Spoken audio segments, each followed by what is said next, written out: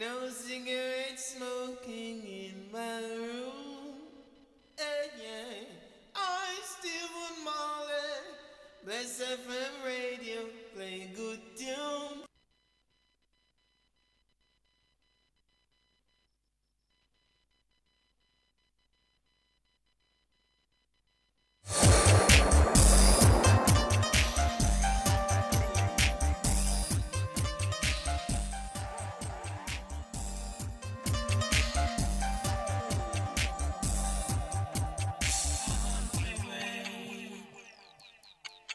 From the mystical breeze in the morning till the dawning of a new day.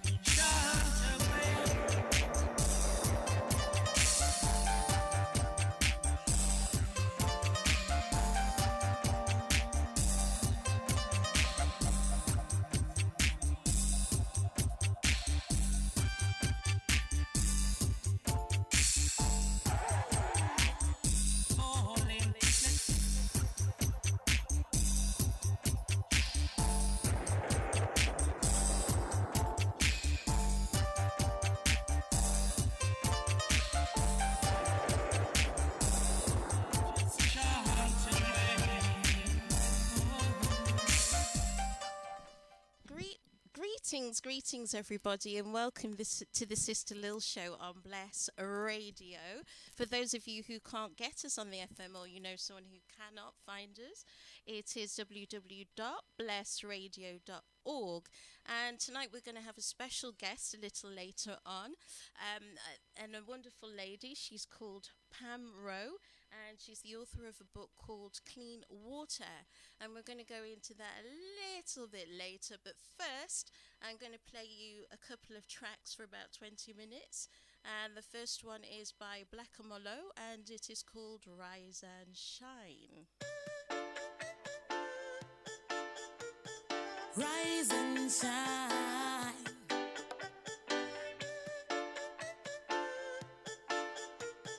Rise and shine.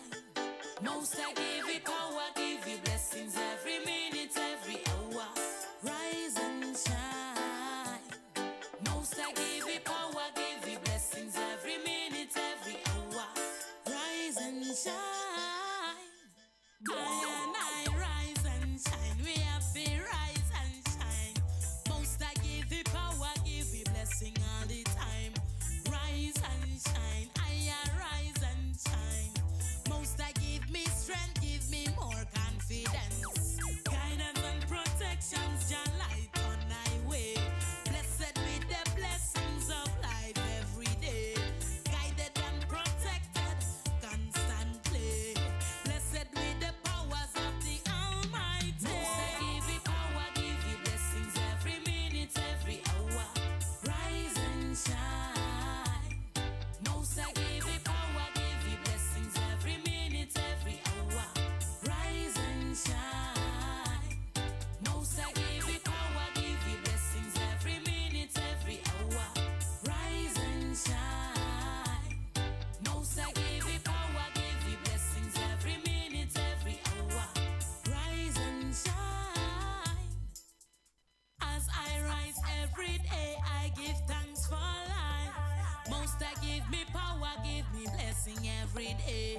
glory to the Most High, Jah love conquer me. Spiritual connected African identity. Oh, living in me. No one could take that away from me. Living in me. No one could stop Jah from living in me. Most I give you power, give you blessings every minute, every hour. Rise and shine. Most I give you power, give you blessings every minute, every hour. Rise and shine. Most I give you power, give you blessings every minute, every hour. Rise and shine. Most I give you power, give you blessings every minute, every hour. Rise and shine. Rise and shine. Love Jah Jah. Rise and shine. Give thanks to Jah. Rise and shine. Give thanks for life. Rise and shine. Love your life. Rise and shine. Love Jah Jah. Rise and shine. Give thanks to Jah. Rise and shine. Give thanks for life. Rise and shine. Love your life.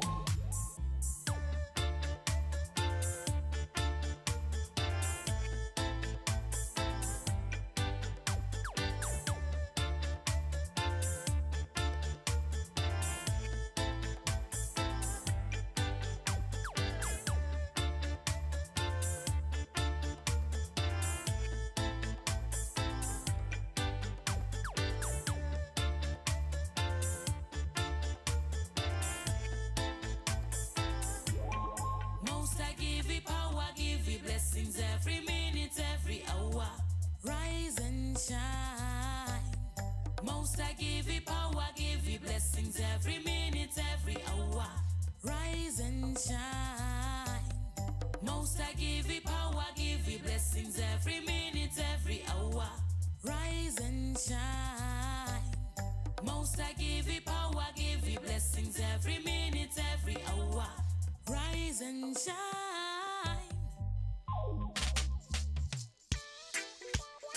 This next one coming up is Mikey General, and it's called Teach the Children, because that's very important. What are we teaching our youth today? Yeah. What you gonna teach the children? What you gonna teach the youth? What you gonna teach the children? Are you gonna tell them the truth? Eh? So what you gonna teach the children? What you gonna teach the youth? Eh? What you gonna teach the children? Are you gonna tell them the truth? Teach them about love, life, liberty, justice and equality for all of humanity. All of humanity. Cause we don't have any option. We have to keep them from corruption. That is mashing up the land. We have to show them the right from wrong. So, what you gonna teach the children? What you gonna teach the youth? What you gonna teach the children? Are you gonna tell them the truth? Whoa. What you gonna teach the children? What you gonna teach the youth? What you gonna teach the children? Are you gonna tell them the truth? Set an example by the life you live.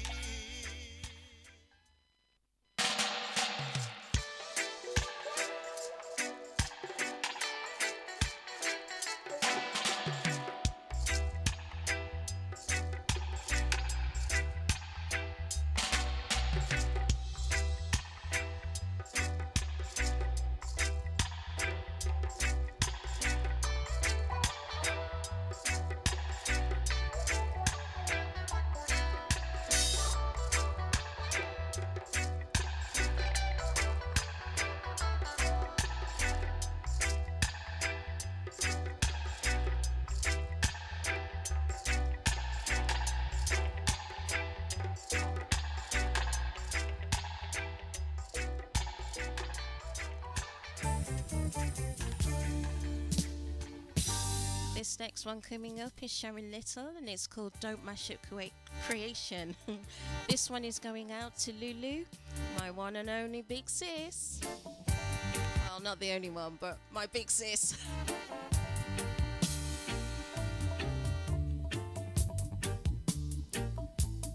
Listen to me, brothers, you to my sisters. He made our creation. Don't want no destruction, oh yeah. So don't mash up creation. Build it up and save our nations. Let me tell you, don't mash up creation. Build it up and save our nations. Man to man remains unjust. You just can't check for who to trust. Searching for the devil's band. You can't find at least one good man. So don't mash up creation. Build it up and save our nations. Let me tell you, don't mash up creation. Build it up and save our nations.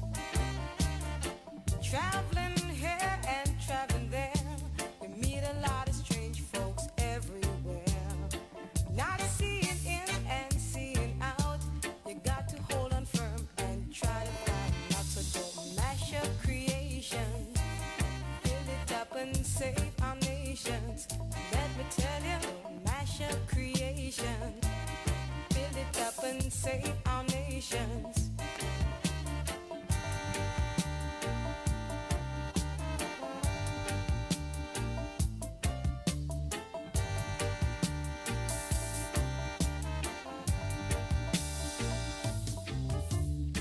Traveling here and traveling there, you meet a lot of strange folks everywhere. Not seeing in and seeing out, you got to hold on firm and try to find out. So don't mash up creation. Build it up and save our nations. Let me tell you, don't mash up creation. Build it up and save our nations. Please don't mash up creation. We've got to build up our nations. Please don't mash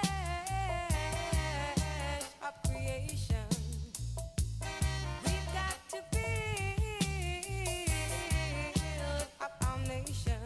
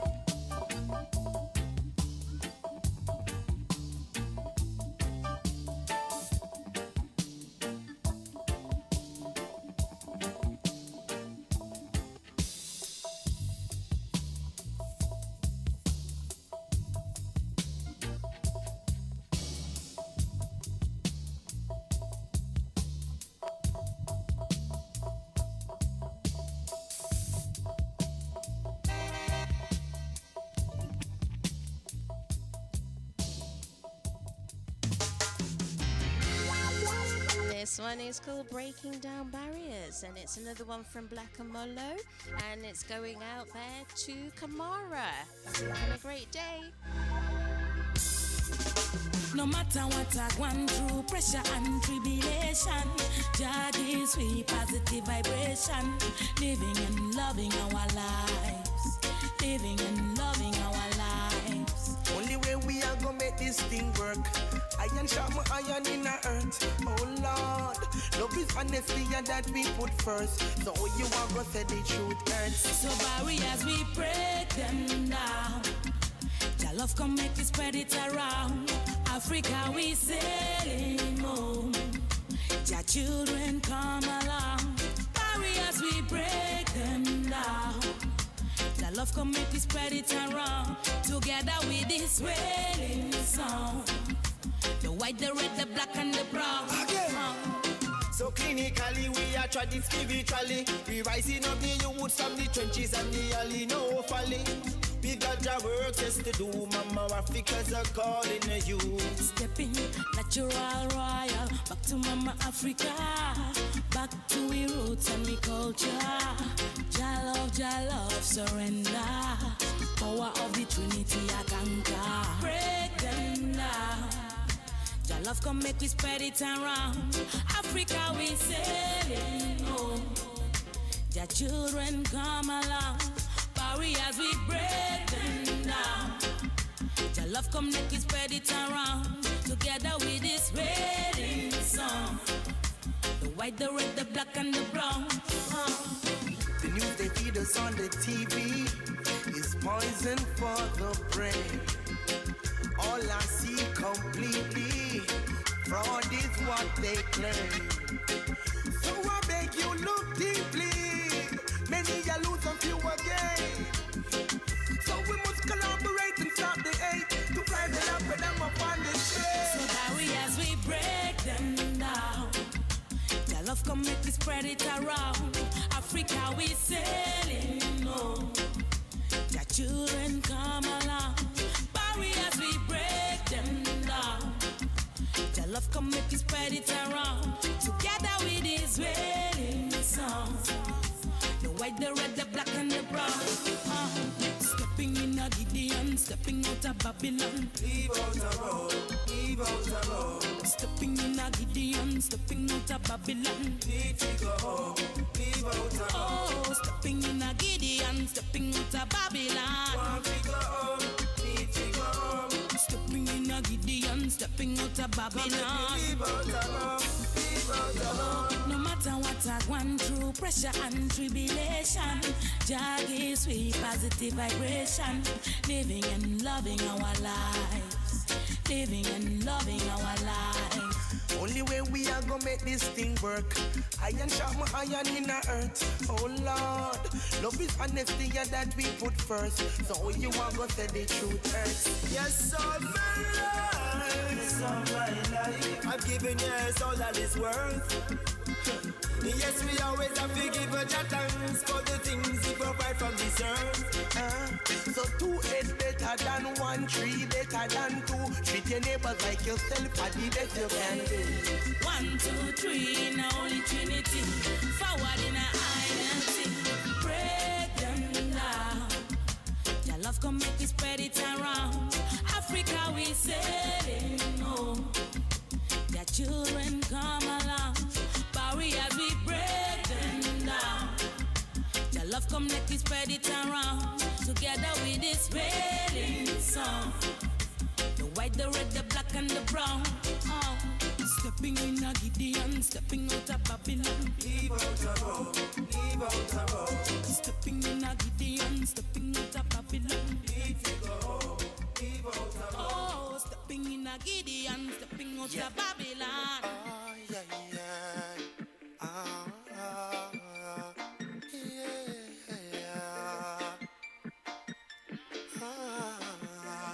Rasta man, love your life. From the rising of the sun until the setting night. Love life. Rasta woman, love your life. Blessing shower down right overnight. Yes, I.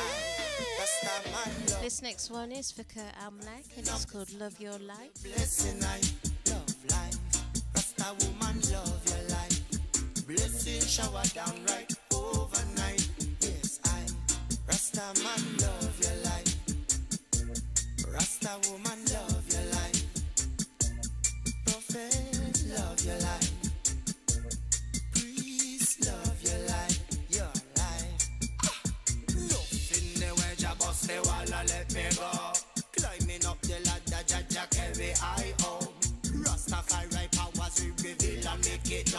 Physically deep the power, but we never feel down. Like the cali, sick the cali, prayers go round. Charlie cities burning, bingy jamming all around. Frankincense rising like the smoke from the chillum. God around, all around. Rasta man love your life. From the rising of the sun until the setting night. Love life. Rasta woman love your life. Blessing shower down right overnight. Yes, I Rasta man love your life. Rising of the sun until the blessing night. Love life. Rasta woman love your life. Blessing shower down right overnight. Yes, I Rasta man love your life. Rasta woman love your life.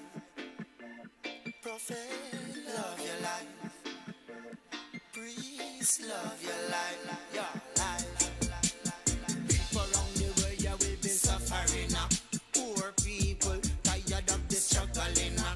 Yeah, Rastafari blessing now. Well, what was it then from the wise now to the prudent? Life is what you're offering now. I ice cream dominion number I love it. Yeah, I come for it. Yeah.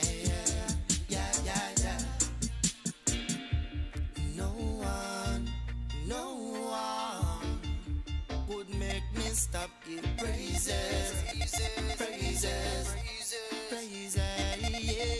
Yeah. No one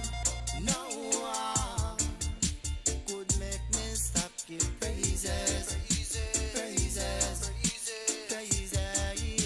Yeah. Rasta man love your life. From the rising of the sun until the setting night. Love life. Rasta woman love your life. Blessing shower down right overnight. Yes, I Rasta man love your life. Rising of the sun until the blessing night. Love life. Rasta woman love your life. Blessing shower down right overnight. Yes, I Rasta man love your life. Rasta woman love your life. Prophet love your life. Priest love your life. Your life. Lion love your life. Warrior love your life. Lioness love your life.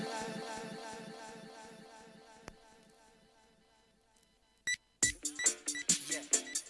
Oh, yeah.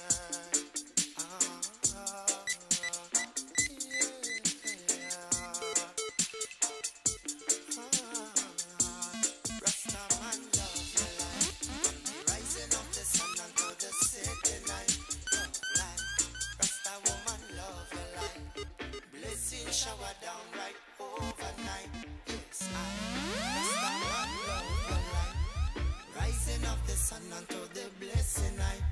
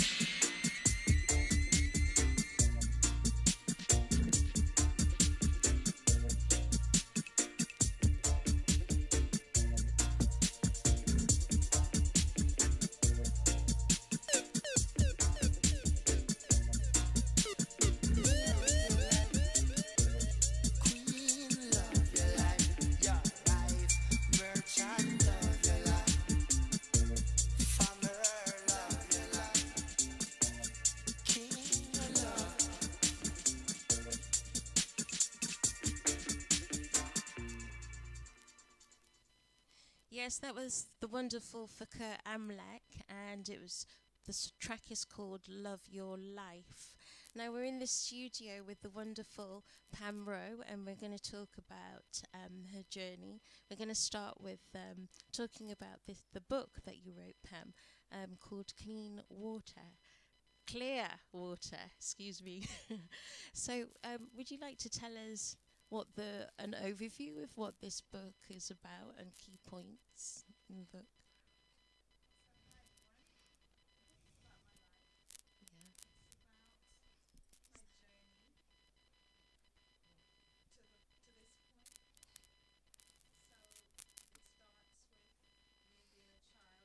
Jamaica. Takes me through the places I lived, which is in New York and then London. But it's fundamentally about the parenting I received by my caregivers and the experiences I had at their hands, some good but a lot bad. And ultimately the impact and what I have done with the knowledge about the inappropriateness of what happened and how I healed myself in order to parent and to break the cycle. I guess proving to myself that it didn't have to continue. Yes. And I know that. I know that's a fact, that it does not have to continue. But it takes something to recover, to have perspective, to go through the emotions, and to turn that experience into something that's positive. Yes. It resulted in me doing work with children that are similar. Wonderful. That's my story. Amazing. So, in your book, you talk about you give a child's view to the world around you and show us how a child was going through that experience rather than... That's one of the things I love about your book, because you're not writing it from an adult's perspective. You go back and write it as a child, so that the experience and the emotions and the disheartenedness of a child, it very much comes across in your book, and that feeling of being isolated and alone, without somebody, who is an adult that should be your safety net, really. And I think it comes across very strongly in that book and shows the journey of different stages of development into adulthood. Yes, that was my intention. I've had the book a while. The idea of the book I've had for a while. I think if I'd written that book when I was younger, it would be a different book. Yes. This is a book that has come at the point of healing, rather than necessarily in the midst of that journey, through pain and anger. However, to write it, to end up with what you just described, I relived it. Yeah. And that made it so difficult to do. Yeah. It was to relive the beating that I described graphically in the book. I felt it again. Yeah, I remember feeling anger at this auntie because it's like, why are you doing this? Why? How could you do this? And for the reader, you can't comprehend why an adult would just off the cuff, for no reason whatsoever. In fact, I don't think there could be a reason under the sun for doing that to it ever. Exactly, for doing those kinds of beating on a minor. It's so soul destroying for the child, and it's degrading them to the highest level. So can you imagine it? You can't comprehend it as an adult reading it. Yeah. I couldn't comprehend it as a 7-year-old experiencing it. Yeah. It was this why, what, this kind of confusion. It's as if it's like a storm. Yes. Or a tornado taking you up unawares. Yes. And you can't figure it out. Your small mind can't make the connection to anything that you did, because in that case I did nothing. Yeah. It wasn't true. Yeah, exactly. The accusation that resulted in her really over 3 days trying to kill me Yes. was a lie. I did nothing to Nothing, merit it, but yeah. she made up a story about what she said I did Mhm. in order, I guess, to justify or to, to this day, really, you can hear me. I'm not concluded in No. this is the reason she did it. Yeah, because you see, I think it may when you do things out of anger, and when you don't, you're releasing your frustrations onto somebody that you can dominate. There is no sense of logic, no sense of balance. It's a confused It's state. irrational. Very irrational, very irrational. And I guess this kind of behavior that some adults who are damaged themselves inflict onto children because they haven't dealt with their issues and their pain and their fears and their feelings of rejection and Yes, nobody appreciating them and so on. And it then spirals into this domino effect, and it bounces, you know, it's like an infection. Yes, indeed. So when I wrote this book for the first time, I thought about that point you've just made around what went on for them, what went on for her, and you can see exactly that that behavior she would have either witnessed or actually had experience of herself, in terms of how do I respond to the stress that I feel, how do I respond to the life changes that I'm going through. Yeah. I'm angry, I'm Yes. embarrassed, because she was somebody that was married, living a fantastic life, and then that all got destroyed. Yes. And the shame and whatever it is that was going on for her, the expression of that comes through what? Anger, rage. Anger, rage. You know, the ideal thing would Bitterness. be to find a place where she can be angry safely. Yes. Yeah. And can cry and can feel, get pity, get some empathy. Yeah. In the absence of that, right, perhaps because it's hard for her to talk about it because she's embarrassed about her reduced circumstances. Yeah, because it's it's a profile that she's created within society. And when we look back, I look back at, say, my grandmother's age or people of this generation and older than that, you find that there was a lot of, your face, your front face. So in the Caribbean, it was definitely, you had your social structures. That's and right. you definitely had to behave in a particular That's way right. in front of certain people right. because Miss Jones is so prim. That's There's a right. lot It was of that exactly going that on. dynamic in my situation. Yeah. And that's hard. So a child experiencing that, at that time I had no understanding of that context. Yes. To your point earlier, what I understood was that there's something crazy going on. Somebody that I love, right? And I had no reason not to love her. Yes. From the time I was 2, I lived with her. She was my caregiver. So I loved her. Yes. That was my mother. Yeah. And then to be surprised by this assault on my being was incomprehensible to me. Yeah. Well, I think for a child, it makes it's just like a scramble, like a radio scramble. It scrambles your brain because there's no way that much harsh information and that content of information, it wouldn't be possible for a child. A child doesn't have the tools to be able to work that out like an adult does. Absolutely. So it really is burdening the child with unnecessary emotions because they're emotions that they have not developed to a stage to understand. Yes. So it really is an assault on that child. It was absolutely, and it's a shock, isn't it? Yeah, there I huge. was, the happy-go-lucky girl that, little girl that I don't have adult burdens. Yes. And I'm skipping home, and Yes. I'm happy with in my little world. Yeah. And this thing happens. What is that? Yeah. What does it mean? Yes. Oh God, I'm going to die. Yes. Who's going to help me?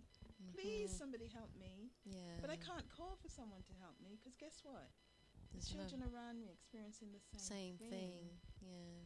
So then you say, oh, well, where can I turn? Yes. I write in the book a lot, and it was strange for me to realize, or to do that, I thought, but it wasn't from my head. It was something that came from my soul. I kept saying, oh God, Yeah. oh God, Yeah. help me, Oh. right? Yeah.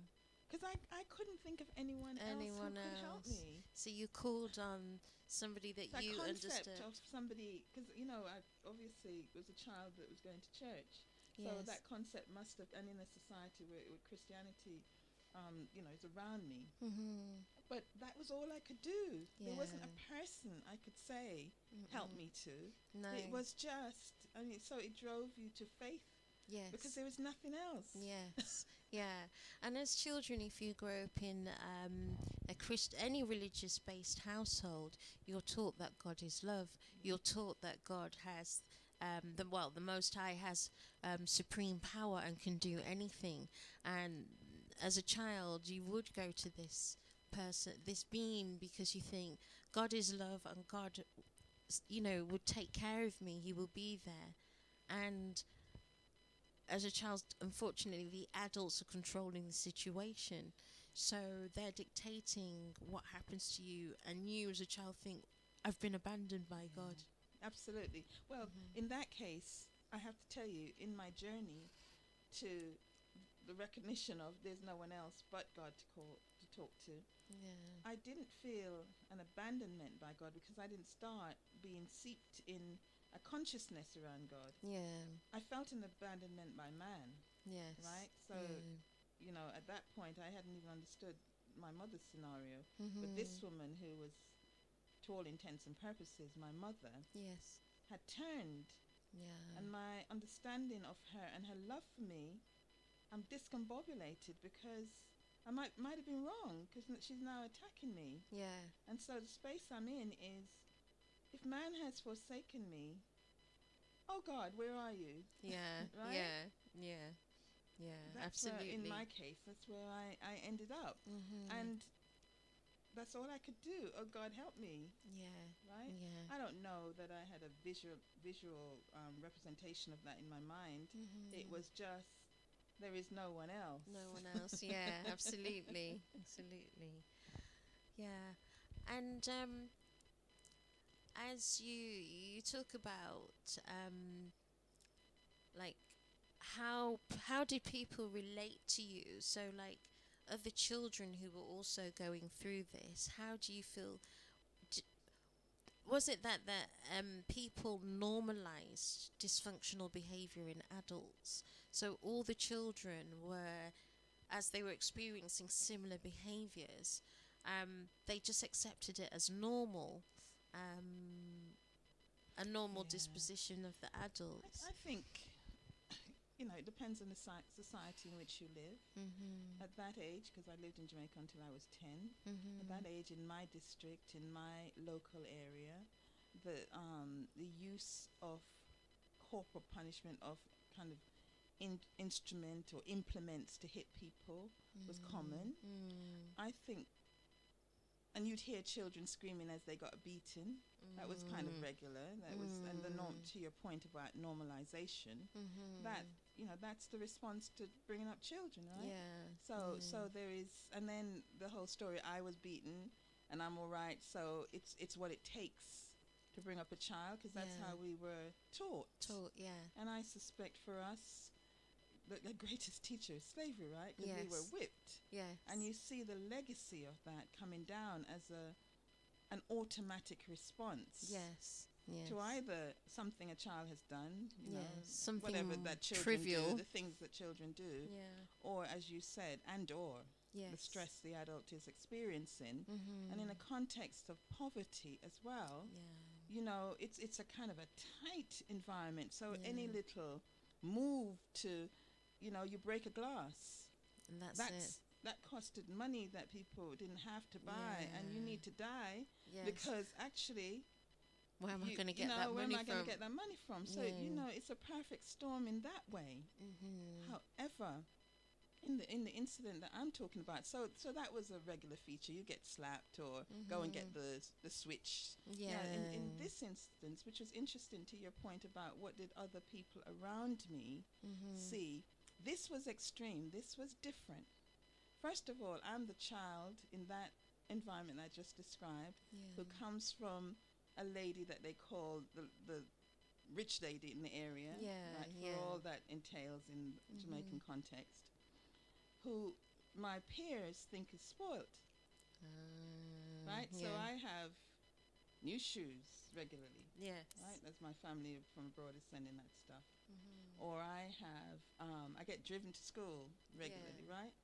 So in that context of that special person over here, the shock, not just for me, but for people around me, that this is an extreme beating. That they've never heard me scream in that way before. They've never heard her lose her mind in that way before. The embarrassment and the shame that I felt, because I bought into I'm special, right? And I'm more special than the average person because of material things, right?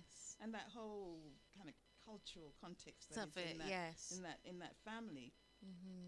And so it's even more devastating because I'm shocked on a number of levels.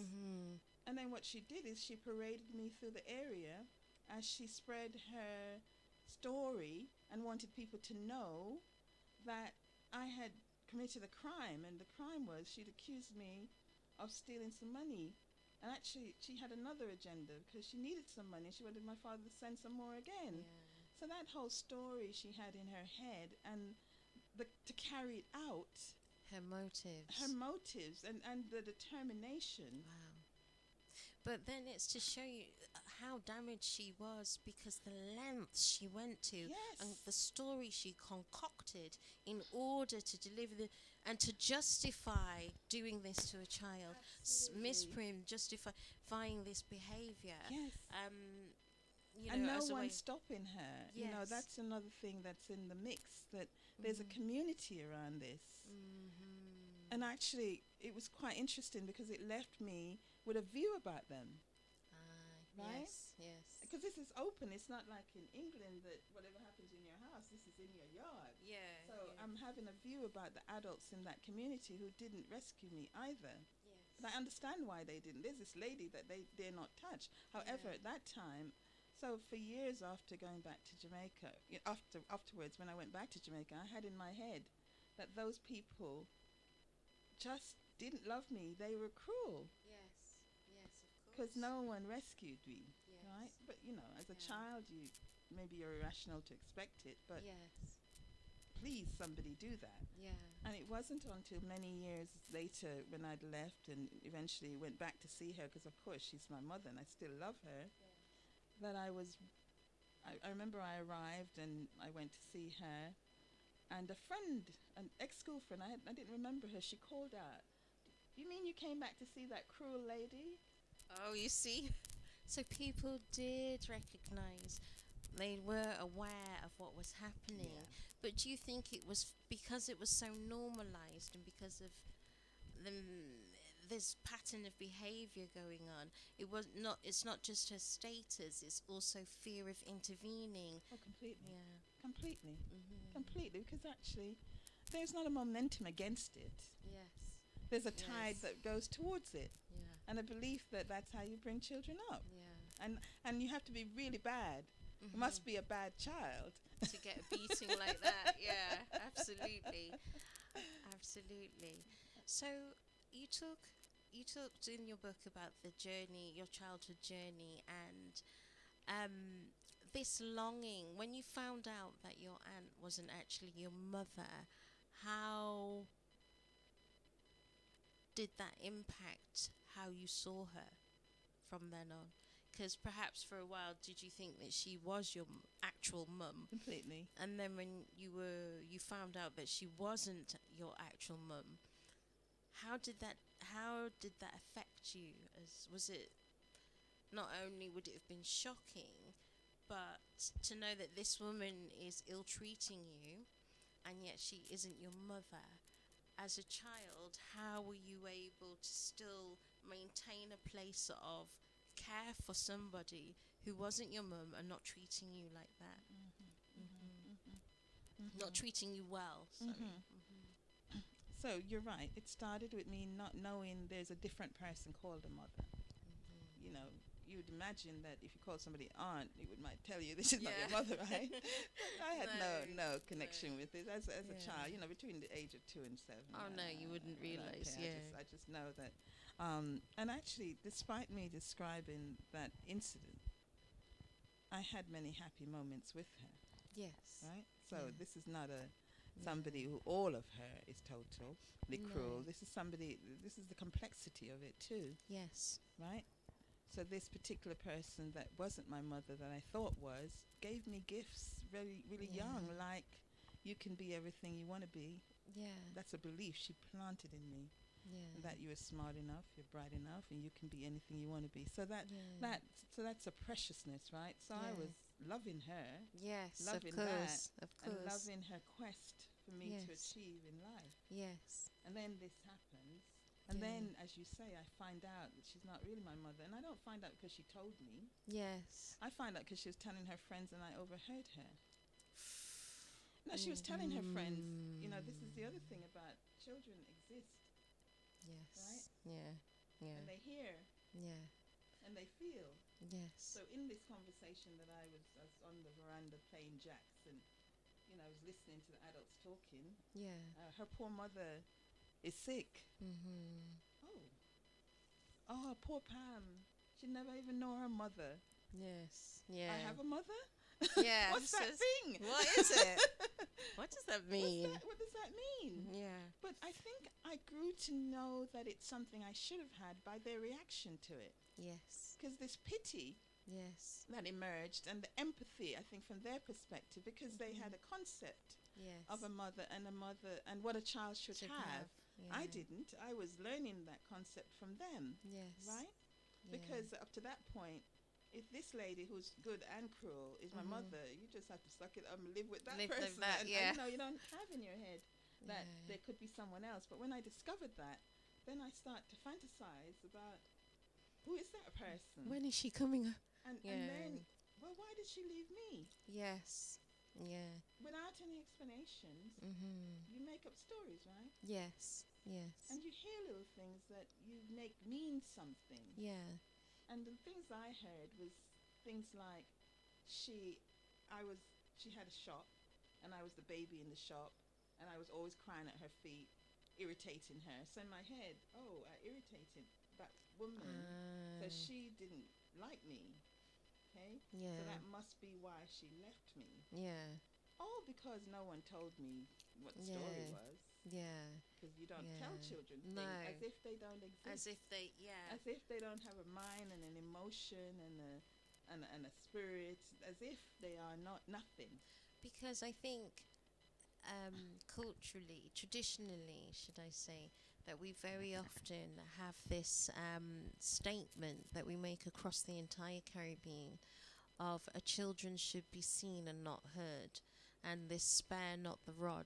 What was it? Spare not the rod and spoil the child. So, in essence, there isn't this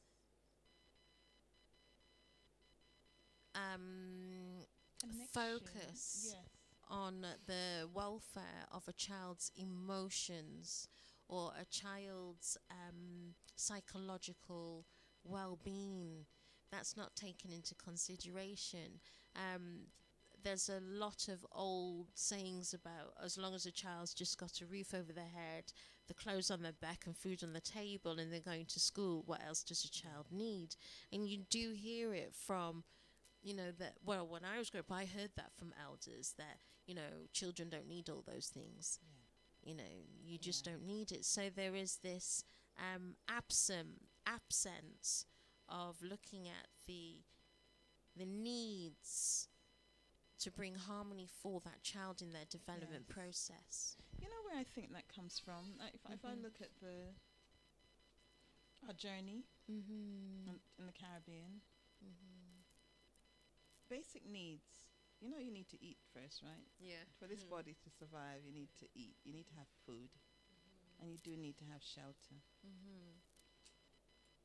So I get it. I get that when that's under threat, Yeah. and it was, Yeah. right? Yeah. How hard they had to work in that hot sun, Yeah. and the journey from slavery.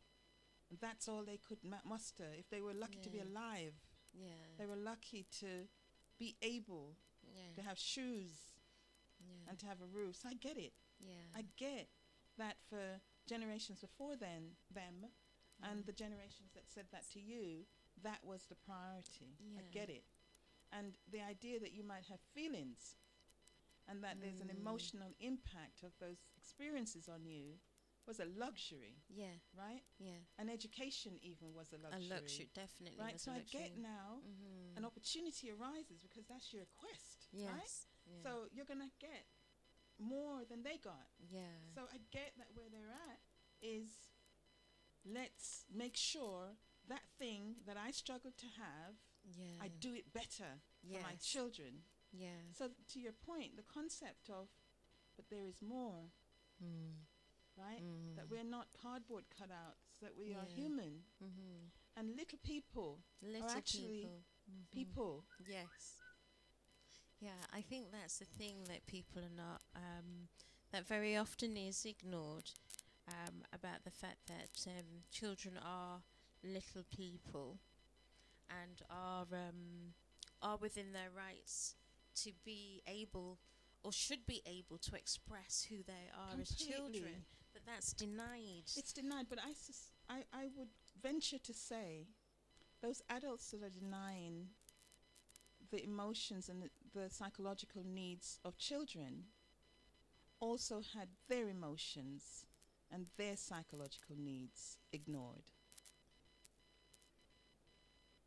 Because if you don't, you might recognize it. You know, the people doling out, the parents that we say could have been better, Yes. there were emotional deficits. Yes, Right, so- exactly. So if, Sorry, I Sorry. just want to give thanks to 5171, who's just sent us a message and said, as a child who went through abuse, when is the time to say something and to who? okay, This is from Give Thanks to 5171. 5171, my answer to that question is this. To who do you talk? Yes. To an adult who you think can protect you. In this Yes. country, there are services, Yeah. there are people. It's Yeah. actually illegal. Mm-hmm. Okay, so that's Yes. my job, right? I am a Yeah. director of services to children, right? Yes. It's actually illegal. Mm-hmm. You can talk to a teacher. Yes. You can talk to an aunt. You can talk. I think the answer to that question is just talk, Yes. right? Yeah. Right? People say they'll be scared to because something might happen. Yeah. I get that, and that's what keeps children silent. Yes. Okay, Yeah. but talk. Yeah. And it keeps the pain locked within them. Yes, and that pain festers and erodes your self-belief and your Yes. self-esteem, Yeah. right? And that silence keeps it there. Yeah. It stops you from healing. Mm-hmm. So speak out. Yeah. Yeah. Tell somebody this is Yeah. happening. Mm-hmm. Help me. I want it to stop. Yeah. Mostly people want to be with their family. They just want that person to stop doing that. Yes. And that that's person true. to get some help Yeah. so they don't do it anymore. Absolutely. Absolutely. So give thanks for that question from the text message we just received from a caller. For those of you who've got something that you'd like to ask Pam or to say about what we're talking about here tonight, about walking through pain and then coming out on the other side. I mean, there's a statement that I love. It comes out of a film called Shawshank Redemption. And it is a scene where a gentleman has been unjustly accused of something and put into a prison. And, you know, he went through quite a traumatic ordeal. And they did crawl through, it says, I crawled through a mile of shit. Excuse me. I crawled through a mile of shit and came out clean on the other side. And that's one of my favourite statements because it really is a testament of you know, it's not about being just a survivor. It's about having a spirit within you that you know that there is bigger than what they're putting. It's a projection that they're doing onto you. You are not their projection. Yes. And I think when people realize that you are not the projection of others, and you are your own person, that's when you start to be free. I think that's absolutely accurate. That journey to that point takes some work. Yes. It starts with recognition and then separation, that you are not the same as that person. You are not that thing that was done to you. Exactly. But it leaves you, and you know, who knows if that's people's intention, believing that you are, right? Yes. So it makes healing hard. Harder, yes. But absolutely, coming through that place, through that morass, through that into, that's one of the reasons my book is called Clear Water. You know, it was murky, muddy. The journey to clarity and freedom took something. It was like going through quicksand. Yes. And actually, when I thought it was clear, what was that when I wrote it? When you wrote it, yeah. At the end of the book, we didn't title the book in that. It was Breaking the Grip of Silence was the original name. Ah. Right. Because that's what I was doing as I wrote it. And at the end, my editor says to me, well, do you still want to call it that? And I was just describing to her, you know what it feels like now? It feels like I've come through this muddy, murky, the shit that you just described, into clear water. Wonderful. And that's the healing, and that's the contribution, therefore. Yes. Right? Because that's where I've ended up with those things, and that was just some of the things that happened to me. Those things must have a meaning. Yes. There must be something, a reason why I had them. It must be, therefore, a contribution that I can make, having had it. Yes. If I can just do what you described, which is to get to a point where that isn't me, that is someone else. Yes. And me having the line of sight of experience can make a contribution to others. That's the liberation for me. Yes. And that's why I don't hesitate to talk about it now. That's wonderful. Because you are not the individual who is on the receiving end of this volatile person or this unbalanced, damaged individual. The child, the teenager who's at the receiving end. At the time, you self-blame. You self-blame. You think you've done something. Because why would somebody do something like that to you unless you've done something wrong? So you find that children who don't deal or face this realize that's not me. That's not me. I am not that thing. You know, you give it back to that person. You say, I forgive you for the wrongs you've done to me, because those wrongs are not my wrongs, and I'm not going to carry the karma of your wrongs. You don't want to be carrying the energy of the things they did wrong to you, because it's not yours to own. It's theirs. What they did. People like that use children or teenagers as a vehicle to release their rage or their emotion, their need to release that. But yet they are not dealing with it. But they're using the individual as a what's that thing the boxers use, the punching bag. Their punching bag is that child. And you know, it's very good. It takes a lot of meditation. It is a long, hard, slow journey.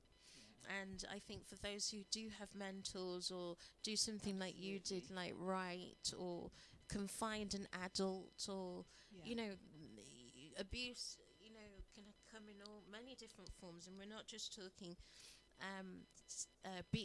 physical beatings. Abuse is emotional, is psychological also, and sexual. Absolutely, all the levels are done to children on a daily basis, even within our community, definitely within our community. So it's like, we need to talk about these things because they've been hidden under the carpet for a very long time, swept away.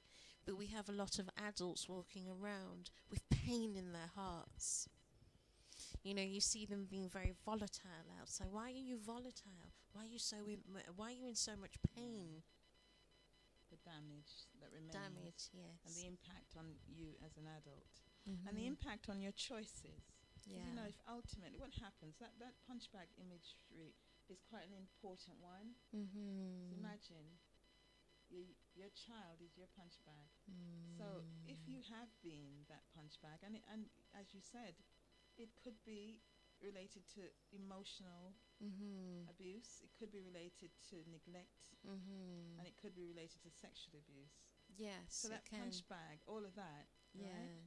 So then you're walking around with that in you, with the that baggage, that other person's baggage, the dents that it has caused. Yeah. You're a different adult. You're not the adult that you would be without it.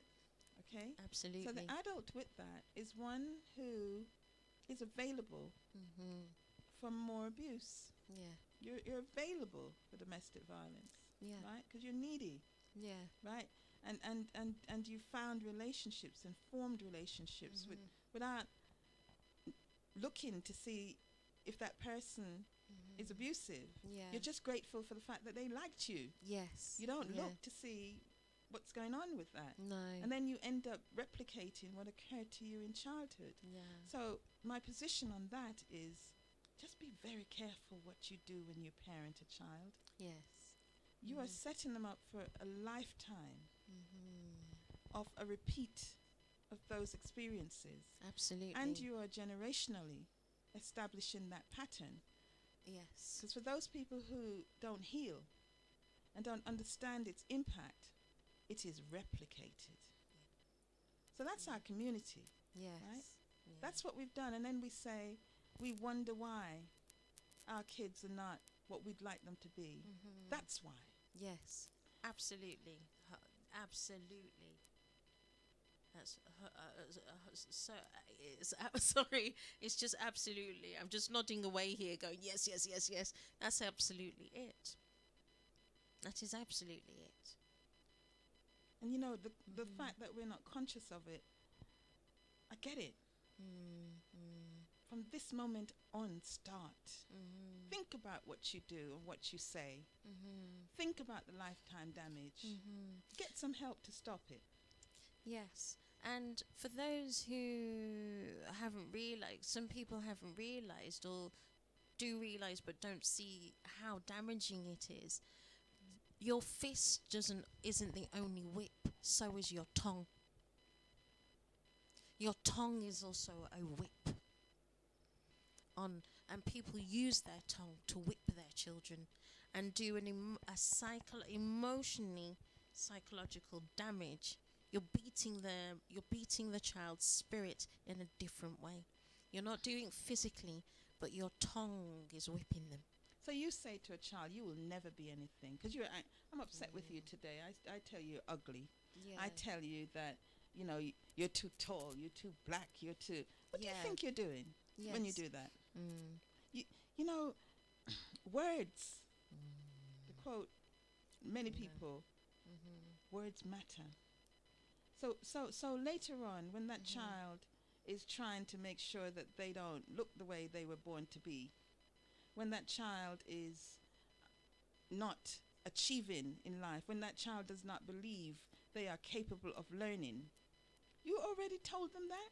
Yeah. You will come to nothing. Yes.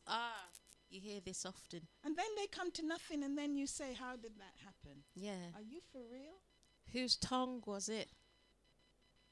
Yeah. This is denial of your responsibility on your own tongue. So when you are angry and you're dealing with a child, check yourself. Right? And you know that when people say things to you, it impacts on you. Yeah, as an adult, let alone what you know, if you know, because when you've been damaged as growing up as a child and you've had these adults impacting, or a particular adult impacting you, and doing a lot of injustice to you as a child, and really leaving quite some heavy scars. The tongue, people are not realizing the damage on the child's mind and self-worth. Then you're going to have an adult who has issues with self-belief. Why do they have that? Why do they have no confidence? Why are you saying, why is this one like, where do you think it comes from? You created that in them, and it's your projection that they now are walking in. And they're angry. Yes. And because they're fighting. Their spirit is violent. fighting. Yes, because their spirit wants to break free. Spirit knows that that's not who, that it's been camouflaged. It's a little bit like if you have something, a beautiful, I don't know, pair of shoes, why are you going to go and stand in mud or like, you know, animal, you know, on the road? Why would you stand in that? Well, that's what you're doing to that child. But the child's spirit is screaming because it knows that mess around it isn't his, and it's trying to get out. And you're not letting the child out because you are doing all the things that are opposite to the needs of that child's development, and you're crushing them. So that tongue can destroy. That tongue can also heal. Yeah. You know, I said earlier that the dichotomy, the kind of the duality. So that same person who was beating me also told me some other things, right? So it's that weapon called your tongue. Yeah. It's a weapon for good and it's a weapon for evil. Yes. You can say some great things. You can say some things about, you know, how beautiful a child is. Yeah. You can compliment them when they achieve the smallest things. Yes. Those are words. You can say you're tall and beautiful. Yeah. Right? Those are words, and actually that can plant a belief. Yes. So why not encourage?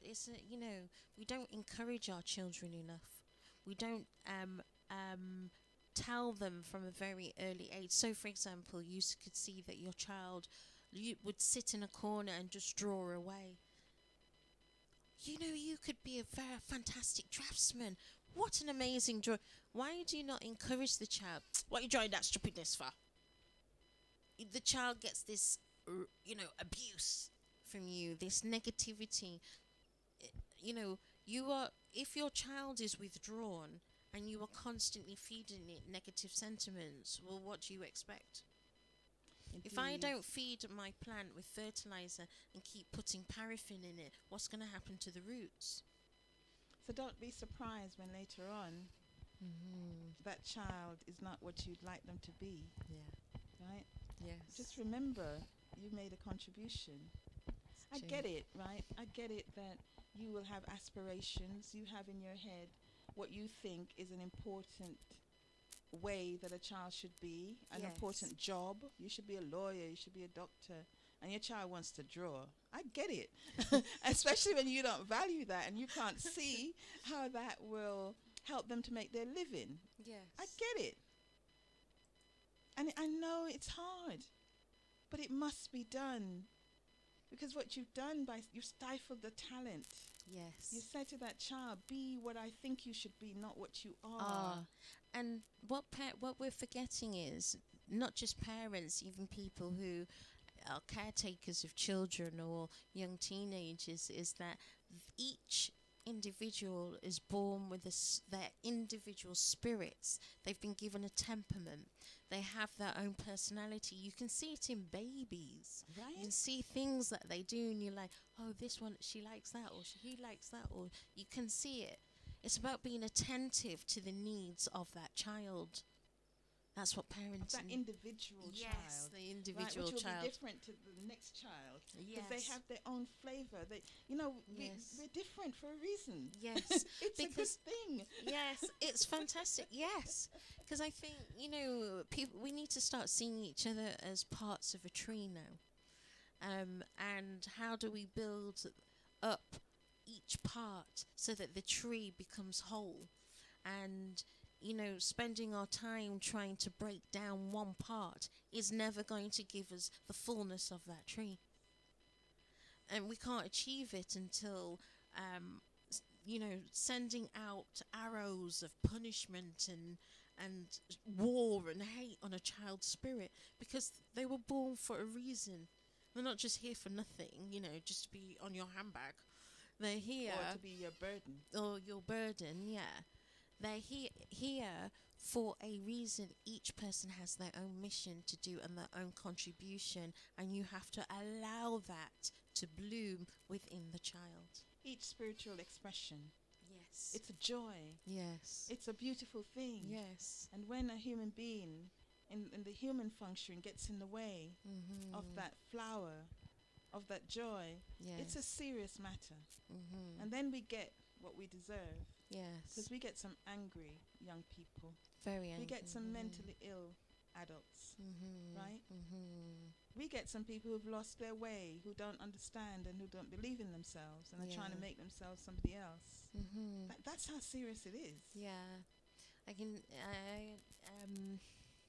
There was once a little girl that I knew who had been abused, and she got to her teenage years, and by the time she was 17, she was a heroin addict due to the pain that she was in.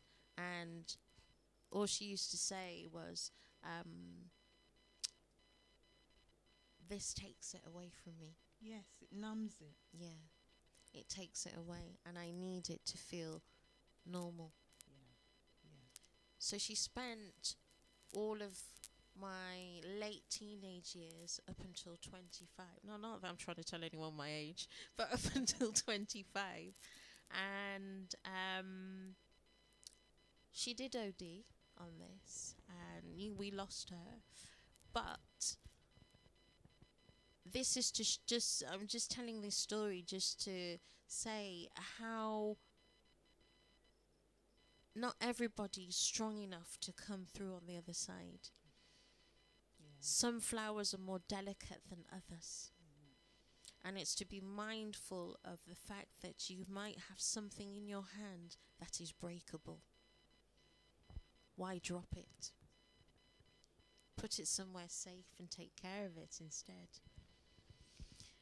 We as a community need to bind together, and I think we need to stop hiding the truth of what's going on. Stop turning a blind eye to a child that is desperate for an adult to come and save them. Because imagine if you were that child, or that adult got hold of your child just for an afternoon. Right? We're living in a very, very turbulent times. You walk down the street today, tomorrow you might be in crossfire of bullets flying. We're seeing people dropping like flies now. And I think it's very important that we take care of each other more.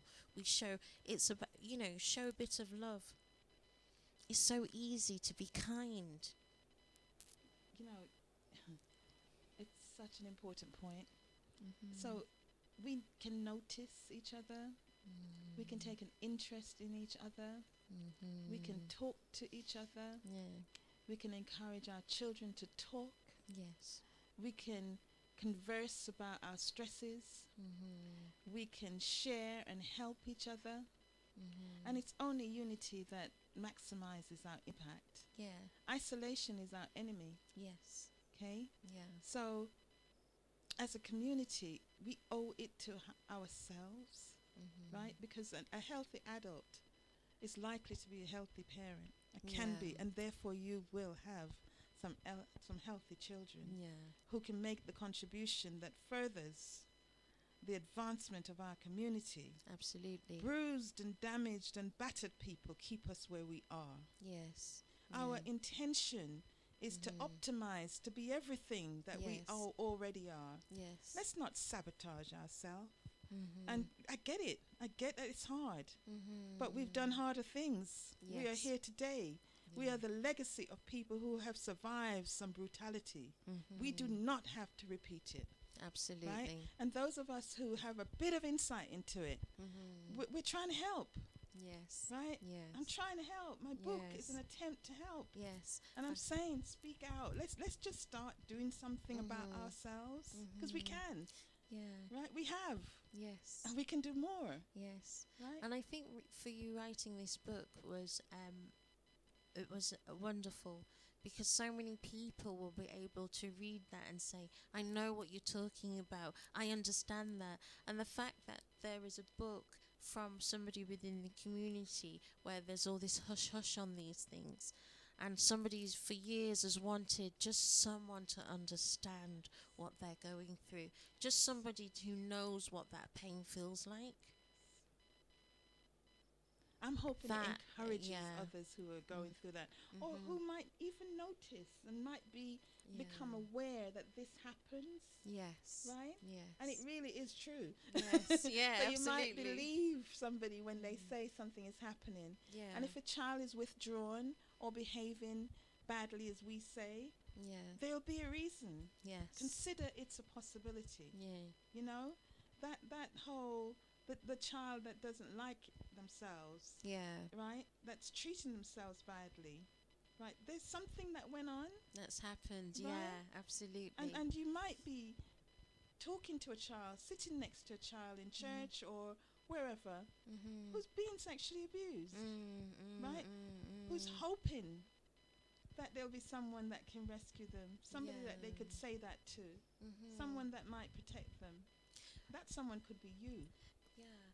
Absolutely. And the thing that for a child though that is being sexually abused, many times they're told not to talk. Absolutely. So they have a fear of talking, but you can see how withdrawn they are, and how they're very timid normally.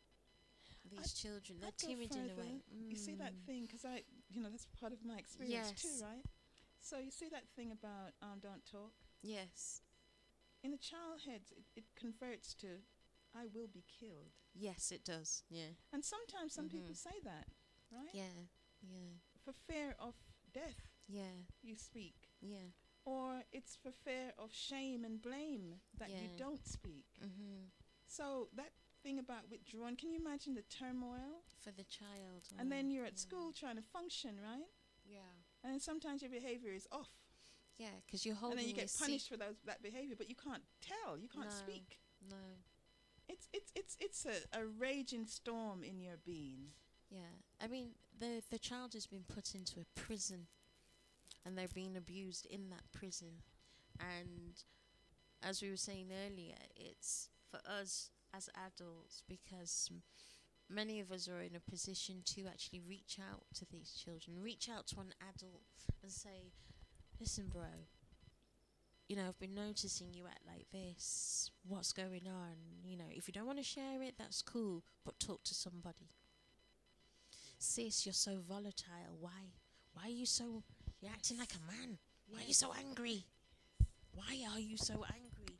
Why, if somebody just says something so minor to you, you're blowing up?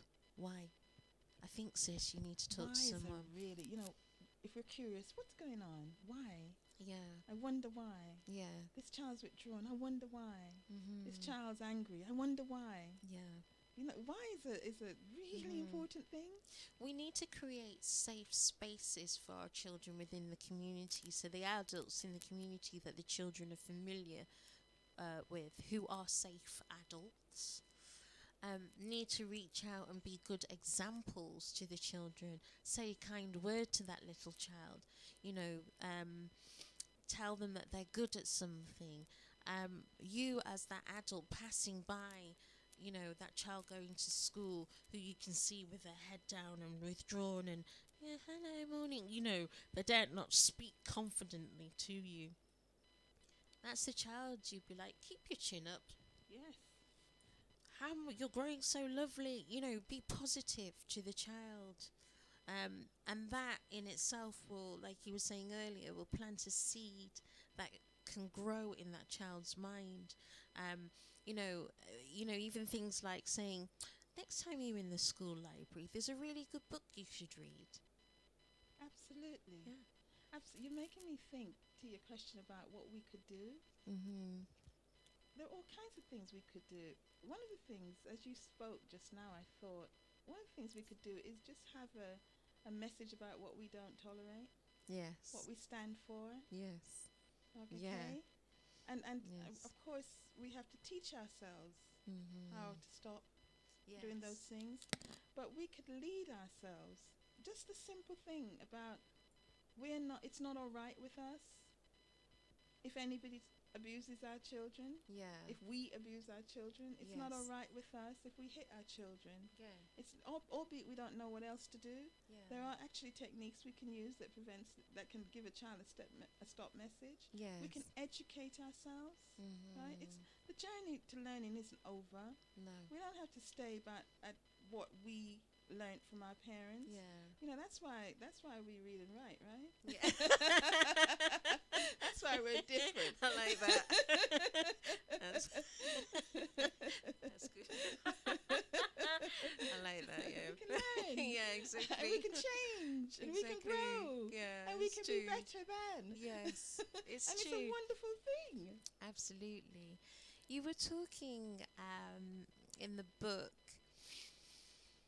about when you came to meet your siblings, and you talked about this absence of them. They were present but absent at the same time. This isolation for this child, this fact that they didn't try to build a bridge with you, that they didn't show you, they didn't kind of bring you into their circle. They kept you on the outside because you were that baby that was left and you were mum's other baby, but you were not the baby that was with them. So they seem to have this very clinical behavior with you. Yeah. As a child, that isolating feeling, how did you actually overcome being left isolated so often? As it must have been very distressing, because you finally met these people that were so far away, and you've been with this aunt who's a bit of a monster, and you now had finally come to meet your siblings, and you would have thought that you'd be home and everything would be like how it should be. Yeah. But then no, they were distant, they were unavailable emotionally, they were cold, they didn't give you this understanding of your mum, for example, that they knew so well, and they denied you that. So how did you cope with going from going from a volatile lady to an estranged siblings who were mature enough to actually not be so mean? Yes. So in my case, they even lived in a different country. Yeah. So I leave the environment, Jamaica, that I'm familiar with, and I'm in New York, and exactly as you've described. Yeah. You know, the fantasy, remember when I said earlier, I discovered there was a thing called a mother, Yes. and I spent all my time visualizing what this person was, and as my aunt became more cruel, my positive visualizations of this person and these siblings was just enhanced. You know? Yeah. They were almost godlike to me. Yes. They're going to be the wonderful people who are going to love me the way Yes. she doesn't. You see, I don't need you, because they're going to embrace me. They're going to have me, and I'm on the plane. I'm going to be embraced, and I can't wait. Yeah. But also, I'm in a strange country, so I have that going on too. As So well. I arrive, and that's what's in my head. Yeah. This is going to be wonderful, right? They're going to have some compassion for me that I didn't feel. They're going to give me that emotional warmth that you described. Yeah. And then I arrive to siblings who are much older than me, who had lost their mother, because by then my mother's dead, Yeah. right? Yeah. who are worried about how they're going to survive, and who are on the cusp of going their own way and living the lives that they were having to live prematurely, Mm-hmm. right? Because otherwise they were teenagers, they'd be at Mm. home, Mhm. etc. And then now they have an additional responsibility, Mhm. Mhm. right? This baby that they Mhm. left when she was a baby. Mhm. So absolutely, I'm bewildered. I'm Mhm. in this house bewildered with these strange Mm. people looking up and expecting all my emotional needs to be met. Yeah. The chief emotional need was the one to know about my mother. Mm. I lived in her room. They gave me her room. Oh wow. They meant well. They thought that was a great thing, Yeah. right? So I had my mother's room. Wow. There were no pictures of her though, which is what I needed. Wow. So in their Yeah. heads, they made up a story about what I needed, Yes. which is not to be reminded of her. In my head, it's the only thing thing I that you wanted. wanted, yeah. But I didn't say. Mhm. I didn't think I could say. I guess for them, they were mourning. They were mourning the loss of their mother. Yeah. I was interested in the person that was my mother. I Yes. couldn't mourn a loss. You know, people Yes. say it was your mother, she died. I'm sorry, for me, No. a lady died. Yes. That was a concept of a mother. Yes. But I wanted to know about her Yes. because I wanted to know if she wanted me. Yes. Because she left me. Yes. And I had in my head she rejected me. Yeah. Right? So I'm in that house thinking, in her room, thinking this lady rejected me, but I can see her perfume. I'm getting a little sense of her. Yeah. And they're mourning because, and they're not Mm. talking about it because they didn't get talking therapy. They didn't understand what they did with their grief is they kept it inside of them. And if they talked about it, they didn't talk about it around me, No. thinking they're protecting me. But it was Yes, the worst That thing was they the could wrong have thing done. to do. Yeah. But emotionally, Mhm. back to the point I made at the beginning, you know, practical needs, they were busy meeting. Mhm. And they definitely took care of me in that regard. Yes. You know, they couldn't buy me enough things. Mhm. They couldn't give me enough. And- But, you know, of course I must have needed that because you need clothes and you need Yes. food. But what I needed Yes. most was an emotional connection and a recognition Yes. of what I was going through while they were going through it. Yeah. It's hard. Perhaps, do you think now on reflection they were, apart from going through the mourning process, they were perhaps too young themselves? Look, they were, you know, my older sister was 11 years older than me, and then there was 8 and Okay. 7 years older than me. Yeah. So they were young, but also look, I have subsequently discovered that the truth is we didn't do emotions. Mm. You suck it up Okay. and you function. Yeah. Yeah. Okay? Back to what we were talking about earlier. Your basic needs are the things that it takes to bring up a child, and what they Yes. had to do is make sure they could look after me additionally and theirs. Yes. The things that there are feelings, Didn't exist. Yeah. They didn't really contemplate that. I don't think they did. I don't think they meant me ill.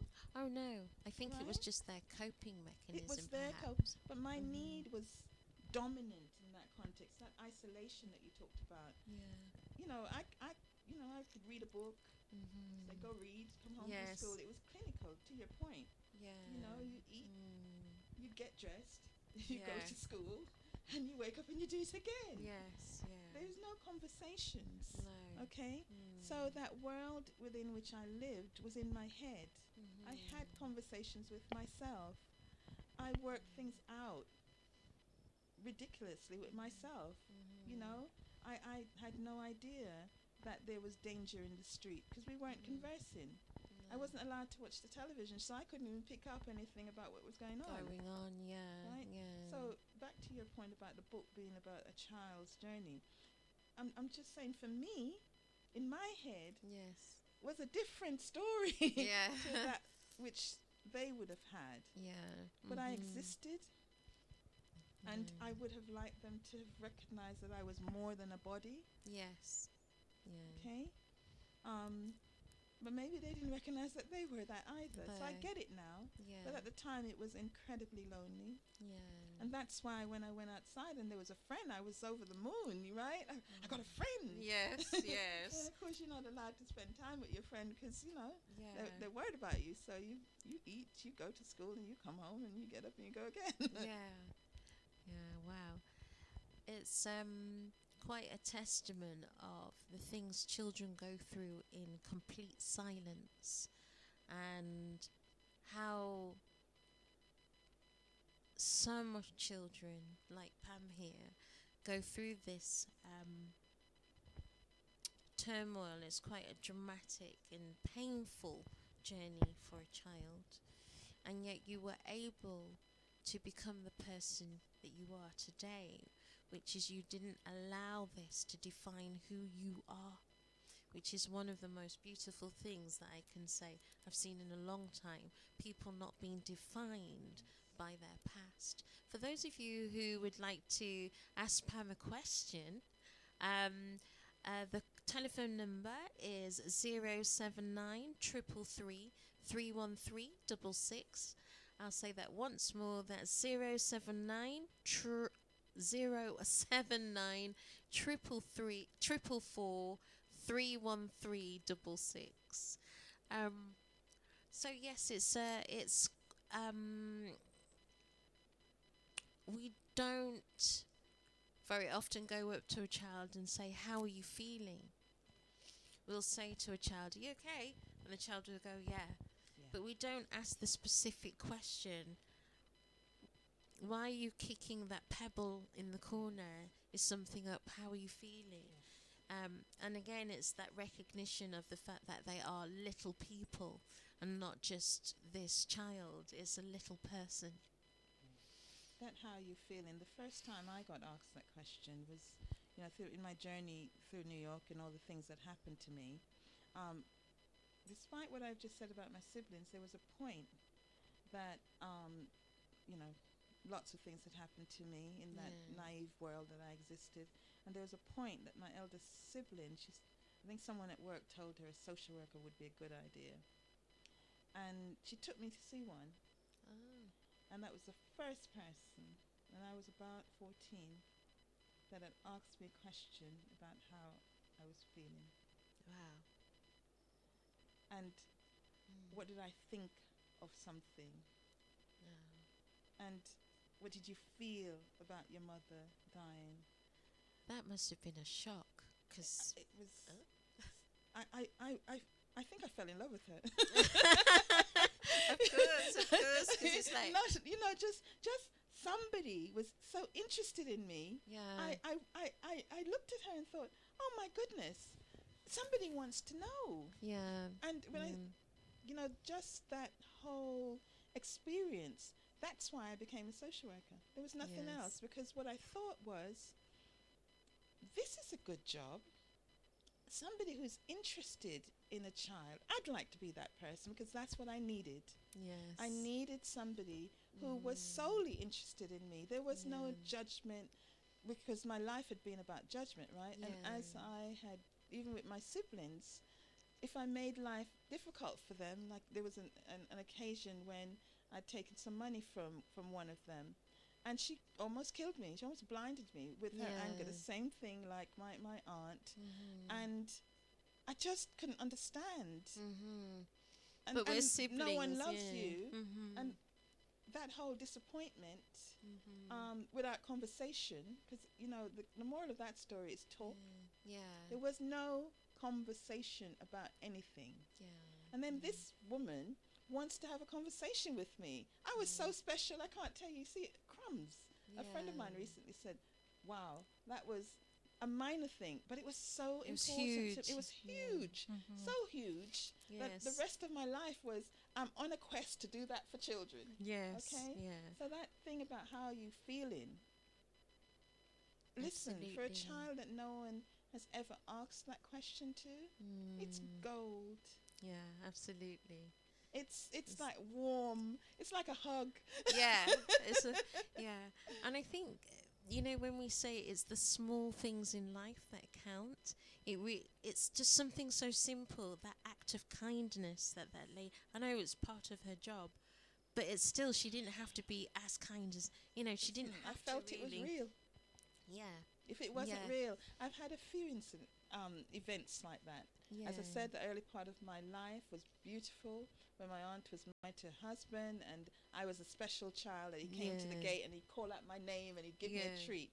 and he told me I was special. Yeah. And then she told me I could be anything I wanted to be, right? So Mhm. these episodic words, right? And small words. And while I was in New York going through that trauma with my family, an uncle who said, never mind, it's not you, Yes. right? And then this other lady said, what, Mhm. how do you feel? I am harvesting those little, like, Little things. It's like a paragraph. It's Yes. that. And it stayed with me Mhm. in the midst of trauma and drama. Yes. I remembered that, you know, when you, like earlier I was talking about God. Yes. Oh, God help me. It's the same kind of thing. It's what is it that I can hold on to in Yes. order to be whole, in order Yeah. to survive. I milked those words like crazy. They resonated around in my head. Wonderful. On my knees when I'm down and I'm feeling terrible, they would occur to me. Yes. And that's what kept me going and kept me Yeah. alive, actually. So that was your life jacket. Those words, Yeah. right? You can be anything you want to be. Yeah. You're special, Yeah. right? It's you, it's not, it's them, it's not you. Yeah. And how do you feel? Yes. That's not a lot. Yeah. It's not a lot. But No. I'm here today because of them. Yeah. I'm not Oh, in a yeah. mental institution because Yeah. of them, Yeah. right? Yeah. I'm not a victim of people's craziness anymore Yeah. because of them. Yes. And the book is the result of that, yes. right? Where I can now share with others and help them. Yes. Words Absolutely. are important. Very important. Very Positive important. words are important. Absolutely. And you know, because with words, it's when we speak, it's a vibration, it's a frequency, and that's all about energy.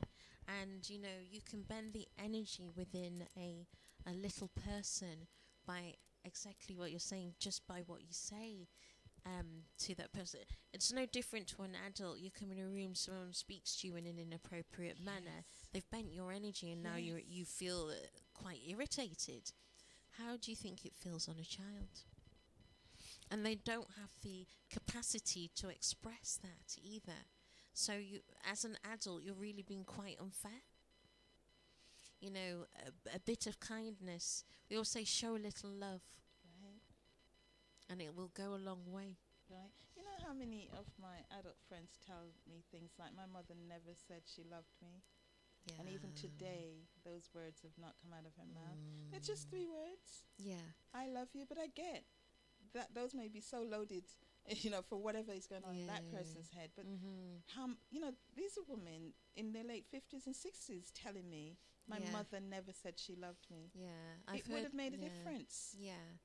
Absolutely. I've heard this from like sister friends who are in their 50s and 60s and who definitely have never been shown much care really by their parents. They've never heard those words from their mother, never from their father. They've just had to do the mechanics of a human their entire life. That's You know, so I think this void is still there because they're still, you know, some of them have chosen bad relation, like or this lady I was saying, who actually became a heroin addict and, you know, went through that terrible journey because of not having just the right vibration coming to her, which is, like we're saying, positive information, bending the energy to a positive. You know, simple thing like a smile to a child when they're frowning. You can see how much it impacts them. Or hello, when you say hello to a little one, you see them, they're so glad that someone says hello to them in a crowded room. And they're not just being ignored and shoved in a corner, like, go over there, be silent, like, they're a bit of dust, get over there, you mosquito. You know, it makes such a huge difference to actually show children recognition when they're in your environment. I see far too often adults are talking and maybe there's an older child, but the younger one is trying to also contribute to the conversation. And then they're shooed down or completely ignored. And you see that, I've seen it so often. You see that little person shrink. Yes. And the more you keep doing that to them, the more you keep ignoring that voice is when they suddenly start finding other ways to express themselves so that you do hear them. Yes. And then you don't Right, like and that's it. behaviors, right? Yeah. Yeah. That's where it Yeah. comes from. Yeah. It's an expression. Yes. Look at me, notice me. Yeah. We see in our young people, especially in our teenagers now, we're seeing all of these gangs Yeah. and different elements on different levels. Not everybody goes in a gang. Not everybody becomes a drug addict. There are different variations of trauma being manifested. Right. Or needs being met. Right? Yes. Somebody Yeah. makes me feel important over Yeah. there. Yeah. I don't get that here. Yeah. Somebody gives Exactly. me an idea of what a lifeline could look like, of what a community could look like, of what a family could look like. I think I'll go get that, Yeah. despite the consequences. Exactly. It's better than what I don't have at home. Yeah, even questions like we might say, why is this particular individual in a domestically violent relationship? Why have they gone to that? Maybe this person was charismatic and so charming in the beginning, but because their spirit is crying out, love me. Just Right. love me. Right? You might just have told me. You don't show me, but you tell me, so I'll have you. Thank you very Yes, much. yes, I'm so yeah, starved. yes. I am so starved that will do. Yes, absolutely. So we do find it on so many levels, and I think we shouldn't be so judgmental when we see people in these particular predicaments. Perhaps you can help by being kind. Yes. And understanding. Yeah. You know, judgment and blame is really not the tool for recovery, No. right? No. It just keeps it that way. It keeps that person locked in that space. Absolutely. And for the perpetrator now, the person who is inflicting these behaviors onto somebody who is vulnerable, they are in a place themselves and they've become conceited with their behavior and their disposition. So this is a damaged person, a damaged adult who believes that they are correct and you can't tell them anything. There must be spaces within our community to actually address these volatile individuals who are throwing out, with that volatileness, they're throwing out that anger, they're throwing out, they're saying, you catch this for a few minutes, I don't want it. Their spirit's throwing it. So these people also need to sit down with somebody and work through some of this pain, because not everybody, I guess, handles it in the way that you did. Some people are just out there angry. They don't know how to. Yeah. Or I think the worst is when, I shouldn't say the word worst. The scariest for the individual is when they don't even recognize that something's wrong. You can't change what you don't recognize, can you? Yeah. But, Yeah. it helps if other people do and let them know, Yes. right? Yeah. So the person that is your partner, Yeah. or the person that is your neighbor or your friend, Mm-hmm. who's bizarre, Yeah. whose behavior is not all right, Yeah. let them know. Yeah. Don't tolerate it, Yeah. because self-reflection and self-improvement isn't Mhm. easy. Mm-hmm. If you don't see who you're being, Mm-hmm. that's why we have other people, isn't it? Yes. Yes. That's why we don't exist in isolation. Yeah. Yeah. It's true. It's Right? true. So I think that just so often we're not just this reaching out needs to be more proactive, I think. And I would really recommend everybody all of the people who are listening, it's a fantastic book that Pam has written, and it's a book that helps you to go through the journey of recognizing key points and of what it looks like for that child or children around you who are going through such trauma. It's good for the adults to read it because there are many, many, many of our adults who have gone through this pain and have not started a journey of self-healing. Even people, the person could be 70, but being able to release that from within their energy field, to release that, it's in their heart, to get rid of that and say it's okay, it's not it's not yours, it's a projection, let it go. That's the forgiveness. Yeah, and helping them to see it, and they might start reading things or looking for ways to elevate themselves, and starting to recognize patterns of behavior in themselves. That's why self-reflection is so good. You might not find a way to deal with it in the beginning, but then starting to recognize, it's a bit like when you're looking at your diet to see where your deficits are, or where you're accessing something like sugar, for example. It's really important. I've got a short story I'll tell you. Yeah. Someone who's read the book met me the other day, and he said, I need to tell you something. Mm-hmm. My mother-in-law, who's 80, read your book, and she doesn't get on with her daughter. And she read your book and called me over. She doesn't speak a lot to us, but she called me over, and she said to me, that bit there that Pam's written is what happened to me. Wow, you see? She's 80.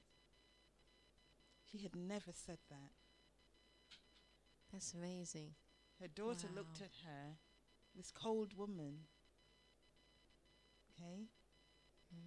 And there's an opening that has been created by the speaking about it, and it enabled her to share. Yes. And the possibility of a healed relationship and a healed person. That's what we have a responsibility to do. Just create possibilities. Absolutely. Right? That blew my mind, because I hoped one person might find something useful from it. And when I heard that,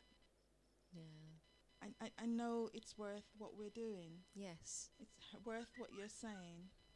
I mean, this is, just being able to give such, we have another message just come through. I just need to put my glasses on 1 second.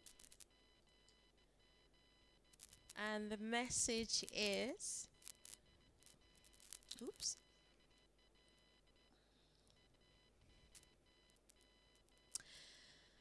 The caller has the message is, I will never forgive him. That's from one of we just got a text from 2018, and they said, I will never forgive him. Just 1, 2, 3. Those 5 words. Yeah. Completely see that? Pain? Right? Yes. Imagine that. You cause me pain. You cause me hurt. You cause me damage. Yes. I will never forgive you. But then the thing about that, right? There's a thing, right? Yes. So what I said when I began this conversation was that if I'd written this book a few years ago, I might have been in that space. Yes. Yeah. Healing is an interesting thing. Yes. For my purposes, not for his or for anybody else. Yeah. For me. Yes. Right? Because one of the things that we do when we're constantly looking on the outside to love us, but the first love really needs to come from yourself to yourself. So even perhaps caller who's listening, the person who just texted, who's listening into the show tonight, even though you are in a lot of pain and you're angry, it's really important in due time when you're ready to find a space to actually forgive that person, because by doing that you forgive yourself and you release that energy back to the individual who has hurt you, and you are no longer holding that. It's not yours to hold, and it's not your fault, and you're not to blame. It's a projection onto you. Why are you carrying someone else's projection? You weren't born with that projection. Yes, it's a lot of damage. There's layers of pain, layers of hurt. But forgiveness, it's not about forgetting, but it's about releasing that pain, because once you've done that, you give it back to the individual. It's called karma. Give them back their karma and release yourself. It's called freedom. And everybody was born with their freedom, and it is your right. Claim it back.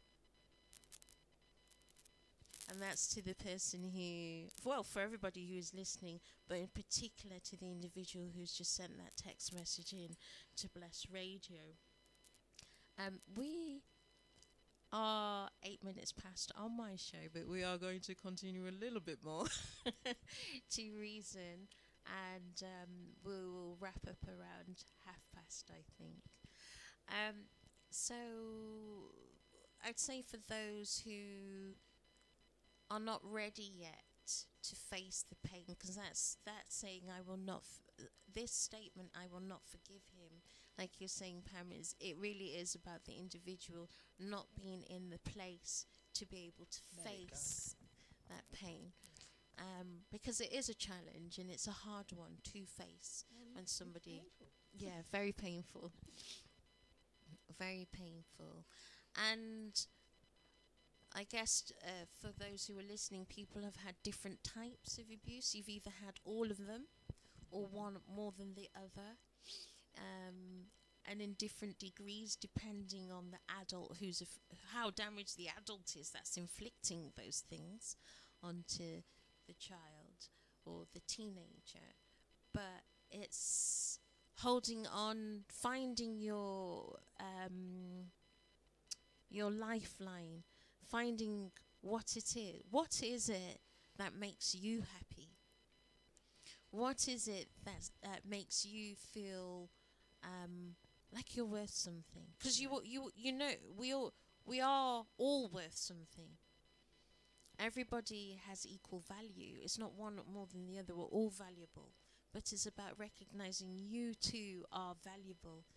And there are people out there, each one of us, wherever we are in the world, there is somebody out there that does love you, and not for a motive either. You know, what I know is that you have to work on the impact of that stuff on you. You have to work on not letting it eat away at you and erode you.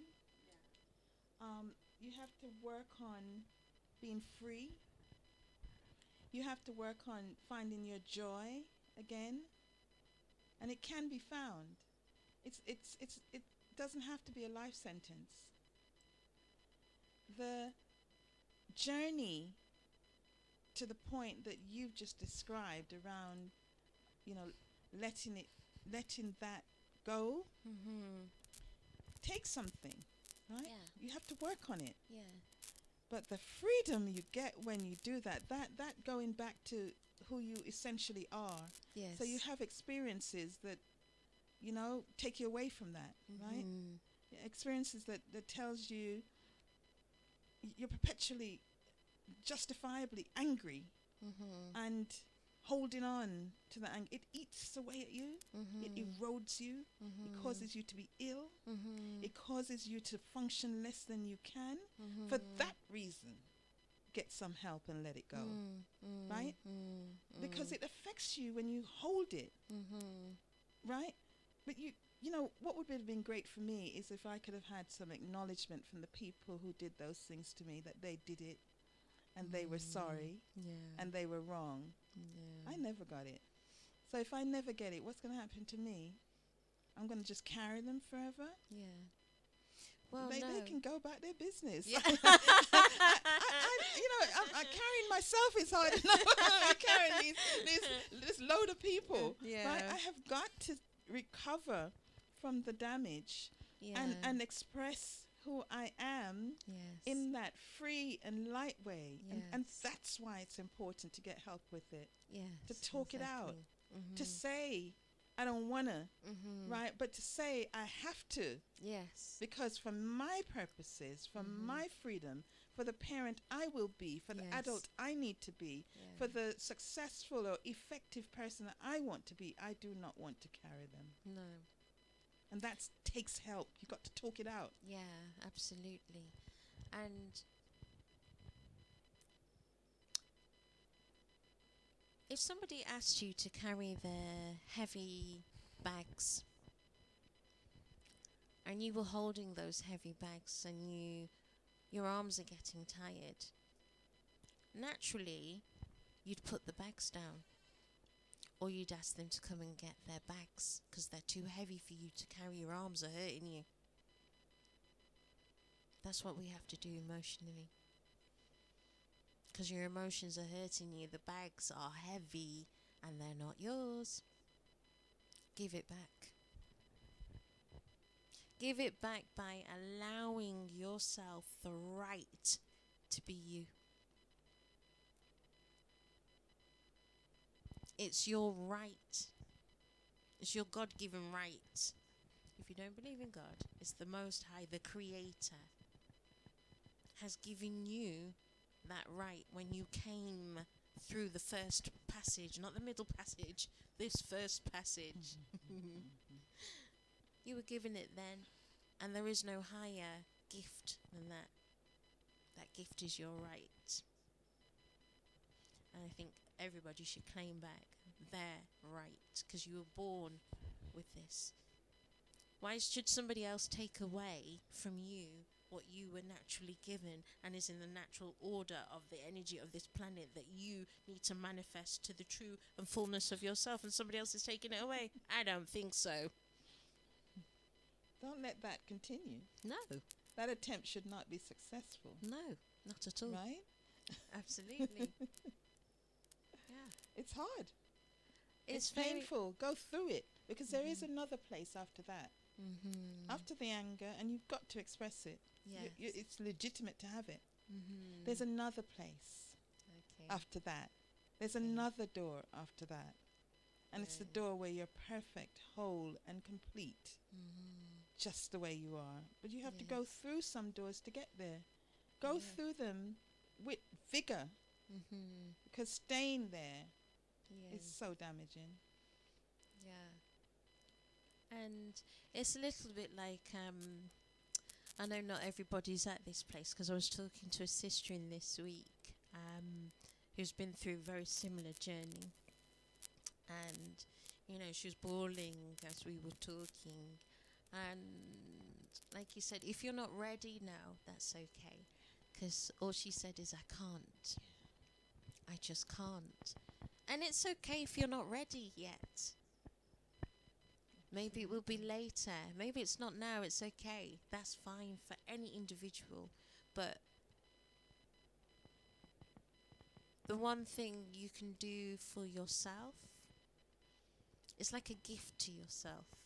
So give yourself that gift, because because it is your right. It's a little bit like if you knew that there was a voucher at, let's see, Harrods, or somewhere more prestigious than Harrods, and your name was on something there and it belonged to you,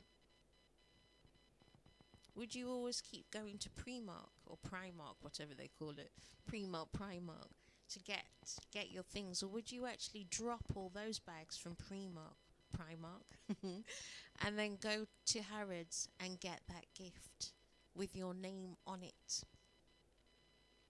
And it was yours. It's your inheritance. Your inheritance is freedom of spirit. And it's there in Harrods waiting for you. I think you drop those bags very quickly and you'd go there and get what is yours.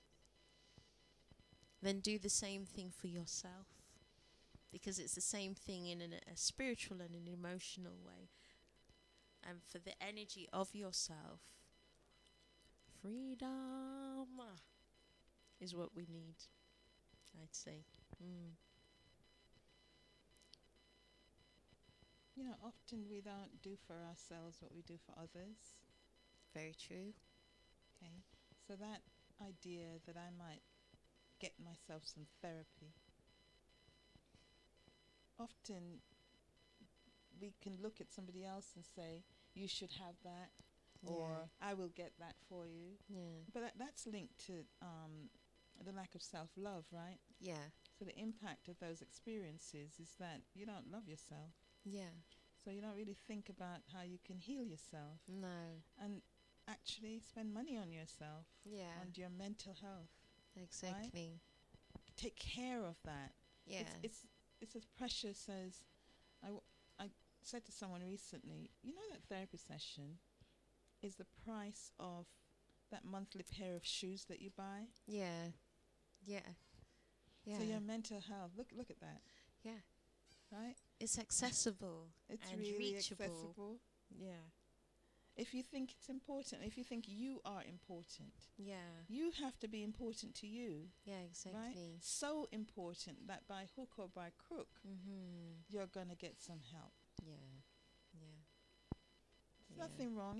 It's not, I hear people say, oh, it's selfish. Really? But that's because you're not self-loving. You're loving others and not loving yourself. Yeah. Yeah. Right? Yeah, exactly. That's what that's about. Yeah. You can do it. It's true, true. It's achievable. It's true. It's very true. And I think we don't... it's just recognizing your own self-worth and the fact that you are worth everything and more than you actually believe. And realizing that, okay, you see yourself like a drop, but somebody can see you. To somebody else, you might be the whole ocean. And it's recognizing that you're not really just a drop, and seeing yourself through your own eyes in truth of who you are, and recognizing the appreciation of the people who are genuine with a clean heart and a clean mind, how they see you. Yes. Because a clean-hearted and clean-minded person will be truthful to you. Say, you know what, Pam, or you know what, Sister Lil, let me like how you da-da-da-da-da-da. And you'd be like, what, me? Yeah. What I do? What are you talking about? Really? Right? Yeah. Take a compliment. Yeah. It's true. There's a possibility it's true. That you're beautiful. Or I like how you laugh. Or I like how you smile. Yeah. Take it. Yeah.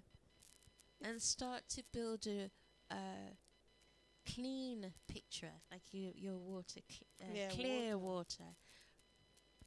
Start to have a clear understanding of who you are, because the understanding of self is a clouded mirror that you've been given.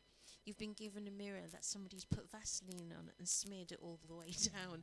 So the picture that reflects back to you is hazy.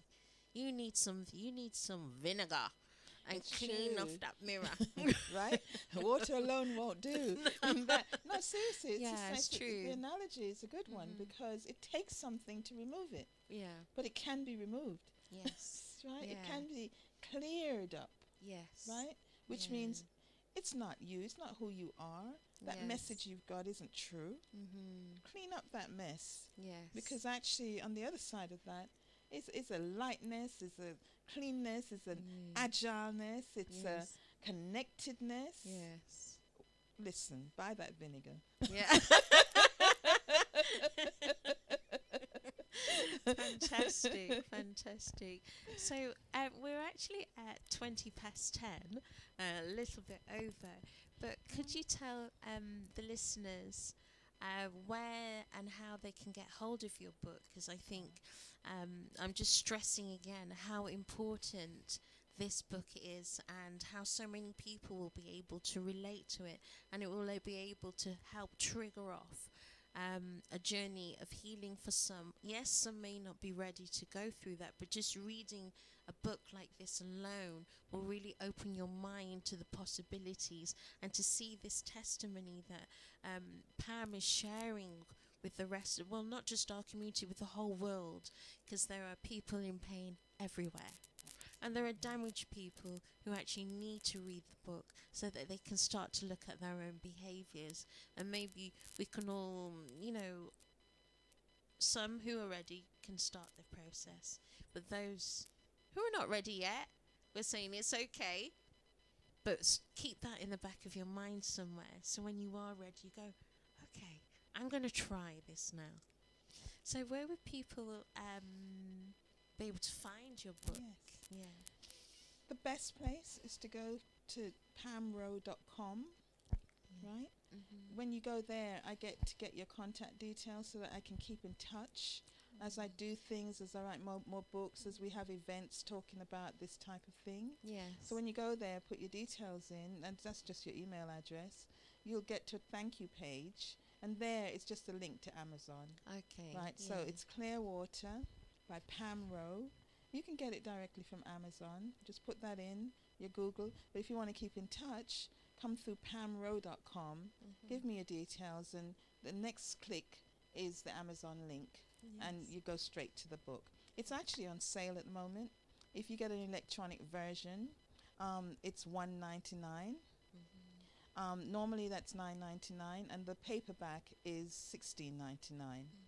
But it's on sale now until Saturday, so you can just download it on your phone or any electronic device, really, and you can read it.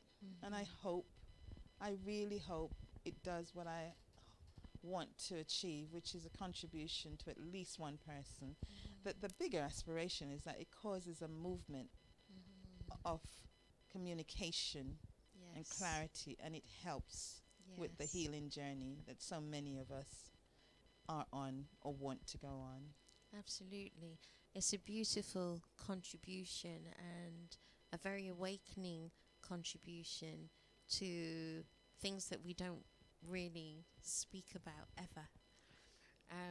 And I think that, you bringing this to the forefront and allowing and creating that space is the value of it is immeasurable. And I personally would like to say, give thanks that you wrote this book, because it really is an amazing contribution for everyone. Thank you. So thank you, Pam, for coming into the show tonight. And thank you for being part of Bless Radio on the Sista Lil show. And you're welcome back anytime. Yeah, I'd love to come back. So for the listeners out there, if you are interested in Pam's book, she has just said that you can find it on Amazon, or you could go directly to pamrowe.com and read her book, Clearwater. I'm going to play out on 2 tracks, and the first one is going to be by Tisha Makeda, and it is called Messenger. So here we go. Hi, yeah. Hi, yeah, yeah, yeah. Hi, yeah. You're where I wanna be, inspired to inspire. Trading off energy, same focus is required. Whatever you choose, believe in yourself, aspire. Wearing your heart upon your sleeve, receive your desires, ignite the fire inside your soul. Keep it burning. Transcend the words of liar. Center yourself, keep flourishing. Just listen to the voice within. Know your power. We are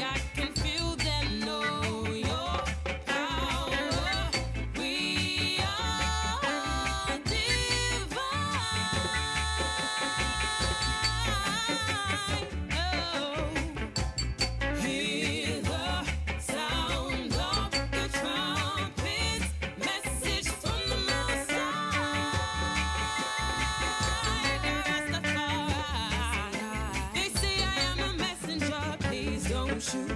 They say I am a messenger, please don't shoot. I'm just a vessel inside Jah, please don't shoot. They say I am a messenger, please don't shoot. My message comes from divine feminine.